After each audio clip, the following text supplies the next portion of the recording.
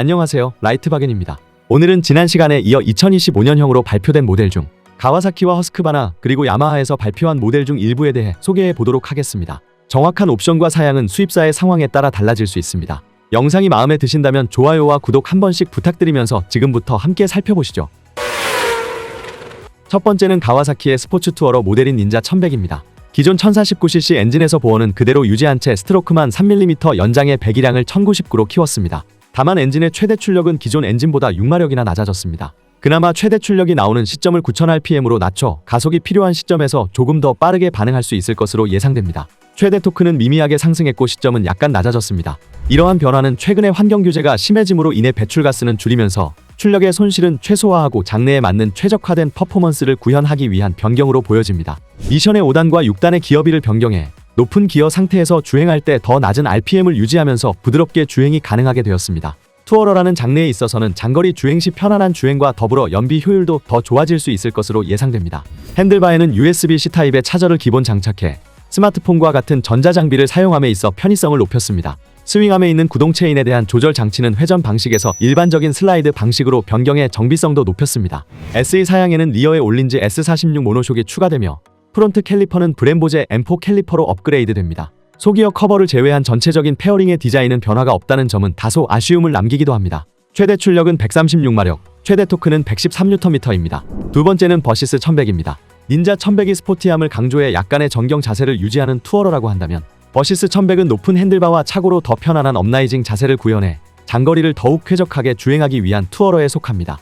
닌자 1100과 마찬가지로 3mm의 스트로크를 확장해 배기량을 늘렸고 최대 출력은 120마력에서 15마력 상승시켰습니다. 최대 토크는 RPM은 낮추고 1Nm가 상승했지만 체감되기는 어려울 것으로 보입니다. 닌자 1100과 마찬가지로 경량화된 스로틀 바디를 채용했으며 엔진의 헤드 블럭을 닌자 1100과 통일시켰습니다. IMU를 보다 적극적으로 활용하는 전자장비는 많은 부분에서 개선이 되었으며 양방향 작동이 가능한 퀵시프터는 기존 2500rpm보다 낮은 1500rpm에서도 가능하도록 변경했습니다. 저속 주행 시 라이딩을 더욱 매끄럽게 했으며 라이더의 편의성도 확대시켰습니다. 양쪽 사이드 페어링에 위치한 코너링 라이트의 경우 IMU에서 취합된 정보를 토대로 자동적으로 점등됩니다. 일반 모델 대비 SE 사양은 쇼와제 전자식 서스펜션이 앞뒤 모두 적용되어 상황에 따른 서스펜션의 세팅도 손쉽게 변경할 수 있으며 실시간으로 변경되는 상황에 대비도 능동적으로 할 수 있습니다. 그립 히터, 롱스크린, 핸드 프로텍터가 기본 채용됩니다. 최대 출력은 135마력, 최대 토크는 112Nm입니다. 세 번째는 비트필름 801입니다. 허스크바나가 KTM과 같은 그룹에 흡수된 이후 오프로드뿐만 아니라 스트리트 계열에서의 입지를 다지기 위해 만든 로드스터 모델인 비트필렌과 스바르트 필렌 시리즈는 엔트리 레벨부터 미드레인지까지 그 이름을 꽤나 잘 이어오고 있습니다. 지난해 발표된 스바르트 필렌 801에 이어 올해는 온로드 타이어와 조금 낮은 파이프 핸들을 갖춘 비트필렌 801이 발표되었습니다. KTM의 단기통 690 듀크 엔진을 사용하던 701에서 넘어와 이제는 790 듀크의 병렬이기통 엔진을 사용하면서 배기량은 799cc입니다. 엔진의 출력은 먼저 출시된 스바르트 필렌과 동일하게 설정되었으나 외형적 디자인에서는 구형 디자인이 일부 남아있던 스바르트 필렌과 달리 이전 세대와는 확연한 차이점을 만들어냈습니다. 바로 프론트의 헤드라이트 유닛의 형태를 완전히 새롭게 설계한 것입니다. 타원을 약간 비스듬히 눕혀놓은 듯한 DRL 구조 안에 상향과 하향에 대한 발광부가 합쳐져 있는 바이 LED라 불리는 방식의 프로젝션 라이트 유닛을 넣어 독창적인 디자인으로 만들어냈습니다. 공간적인 여백이 있는 형태로 된 구조와 실질적 발광부의 형태가 보는 각도마다 다른 느낌으로 다가와 색다른 느낌을 전달하고 있습니다. 부드러운 곡선과 칼로 도려낸 듯 깔끔하게 떨어지는 면으로 구성된 페어링 디자인은 군더더기 없는 스포츠 네이키드의 형태를 띠고 있습니다. 이전 세대가 브렘보 브랜드의 캘리퍼를 사용한 반면에 브렘보의 자회사가 된 호따후안의 레디얼 마운트 브레이크 캘리퍼를 채용했습니다. 앞뒤 모두 WP제 조절식 서스펜션을 사용하면서 어시스트 슬리퍼 클러치, 이지 클러치라 불리는 퀵시프트가 내장되어 있는 것은 마찬가지입니다. 트랙션 컨트롤, 코너링 ABS, 총 4단계로 구성된 주행 모드 등의 전자장비를 갖추고 있으며 5인치 TFT 계기판은 전용 앱을 통해 스마트폰과 연동이 가능합니다. 전화 연결이나 음악 재생과 관련된 컨트롤은 가능하나 턴바이턴 내비게이션의 경우 국내 여건상 지원이 되지 않을 수도 있습니다. 최대 출력은 105마력, 최대 토크는 87Nm입니다. 네 번째는 R라인입니다. 야마하에서 YGF R7이 출시된 이후 MT 시리즈의 상급 모델인 MT09를 베이스로 한 스포츠 모델에 대한 관심도가 급증하게 되었습니다.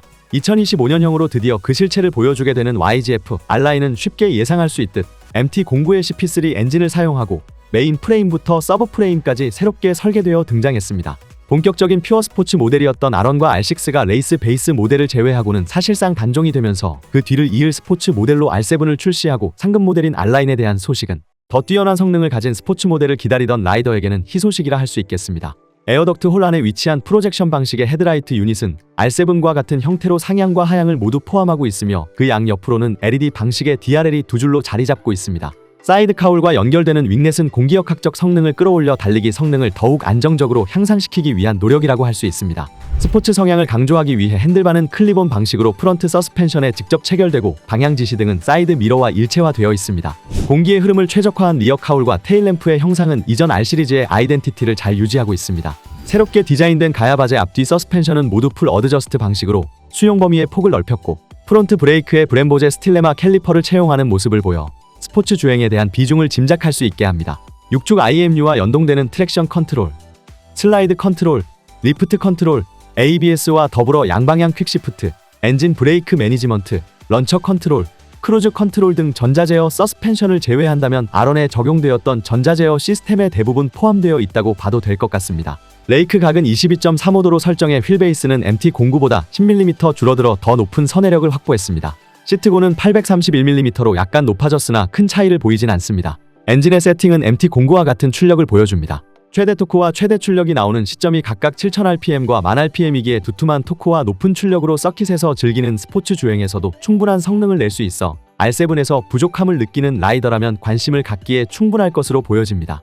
5인치 TFT 디스플레이로 구성된 계기판은 시각적 요소에서도 만족감을 줄 만한 디자인으로 완성도를 높였습니다. 다만 차체 하단부에 위치한 머플러가 카탈라이저와 일체형으로 만들어져 그 존재감이 약할 뿐더러 시각적으로도 깔끔해 보이진 않는다는 점은 아쉽습니다. 최대 출력은 117마력, 최대 토크는 93Nm입니다. 지금까지 2025년 새롭게 출시될 바이크들을 알아봤는데 어떠셨나요? 최근 많은 브랜드에서 2025년형 새로운 모델 발표가 이어지고 있습니다. 새로운 모델의 정보를 가득 담아 다시 돌아오도록 하겠습니다. 라이트바겐 채널을 구독하시고 알림 설정을 해두시면 다음 콘텐츠도 놓치지 않고 바로 만나실 수 있습니다. 그럼 저희는 다음 영상으로 찾아뵙도록 하겠습니다. 모두들 알라하세요.